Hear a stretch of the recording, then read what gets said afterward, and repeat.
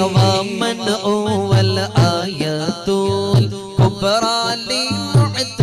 للمعتبرين ومن هو النعمة العظمى للمغتنمين ساريت من حرمي ليلا إلى حرمي كما سار البدر في تاج من الظلم وبت ترقى إلى أن نلت منزلة من قاب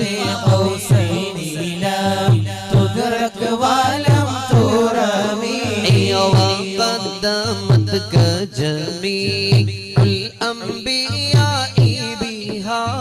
والرسل تقديما مأخذوم على خدمي وأنت تخترق سبع طباق به في موكب كنت فيه صاحب العالم حتى إذا لم تدع شأوا لمستبقين دونه ولا مرقى لمستنيبين مولاي صل وسلم دائما أبدا على حبيبك خير الخلق كلهم خافضت كل مقام بالإضافة إذ نوديت برفع مثل المفرد العالمي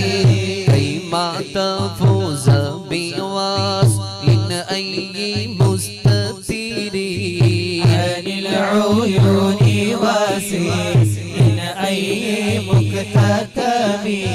فحزت كل فخار غير مشترك وحزت كل مقام غير مزدحم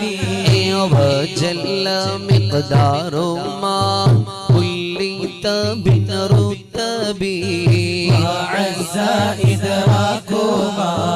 وليت من نعمي يا بشرى لنا معشر الإسلام إن لنا من العناية ركنا غير منهدم لما دعا الله داعينا لطاعته أكرم رسلي كنا أكرم الأمم